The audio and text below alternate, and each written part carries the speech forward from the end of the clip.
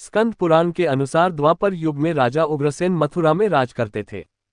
राजा उग्रसेन को उनके ही पुत्र कंस ने गद्दी से राज्य हड़प लिया। कंस की एक बहन देवकी थी जिसका विवाह वसुदेव नामक यदुवंशी सरदार से हुआ था। कंस अपनी बहन देवकी से बेहद प्रेम करता था। जब देवकी की शादी वसुदेव जी से हुई तो कंस खुद रथ हाँकता हुआ बहन को ससुराल विदा करने के लिए गया, लेकिन जैसे ही कंस ने रथ हाँका एक आकाशवाणी हुई, हे कंस, जिस देवकी को तू बड़े प्रेम से विदा करने जा रहा है उसका 8वां पुत्र तेरा संहार करेगा। यह सुन कंस क्रोधित हो उठा और उसने देवकी को मारने का प्रयास किया।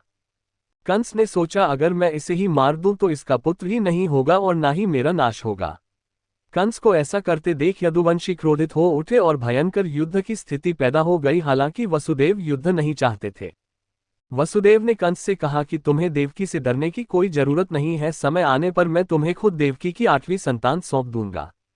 उनके समझाने पर कंस का गुस्सा शांत हो गया। कंस जानता था कि वसुदेव झूठ नहीं बोलते थे। कंस ने वसुदेव जी की बात मान ली और वसुदेव व देवकी को कारागार में बंद कर दिया और सख्त पहरा लगवा दिया। 8वें पुत्र के रूप में भगवान का जन्म। समय आने पर कंस ने एक एक कर देवकी की 7 संतानों को मार दिया। जब 8वें संतान का समय आया तो कंस ने पहरा कड़ा कर दिया। भाद्रपद माह के कृष्ण पक्ष की अष्टमी को रोहिणी नक्षत्र में श्री कृष्ण का जन्म हुआ। जिस समय वसुदेव देवकी को पुत्र पैदा हुआ उसी समय संयोग से यशोदा के गर्भ से एक कन्या का जन्म हुआ जो और कुछ नहीं सिर्फ माया थी। बालक का जन्म होते ही वहां अचानक प्रकाश हुआ और सामने भगवान विष्णु प्रकट हुए। उन्होंने वसुदेव से कहा कि मैं ही बालक रूप में तुम्हारी संतान के रूप में जन्मा हूं। तुम मुझे अभी इसी समय अपने मित्र नंद जी के घर वृंदावन में छोड़ आओ और उनके यहाँ जो कन्या जन्मी है उसे लाकर कंस को दे दो। खुल गई बेड़िया, यमुना ने दिया रास्ता।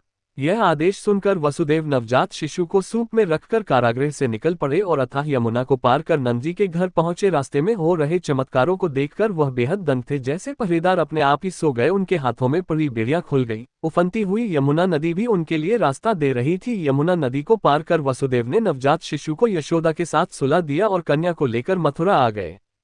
भगवान कृष्ण द्वारा कंस का अंत।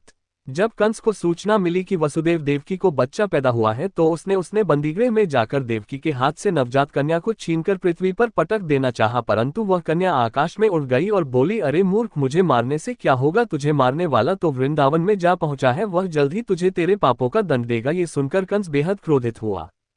उसने कई बार बालक कृष्ण को मारने का प्रयास किया लेकिन ऐसा कर नहीं पाया। अंत में जब भगवान कृष्ण युवावस्था में पहुंचे तब उन्होंने कंस का वध किया। कथा अच्छी लगी हो तो वीडियो को लाइक करें, शेयर करें, चैनल को सब्सक्राइब करें। जय श्री राधे।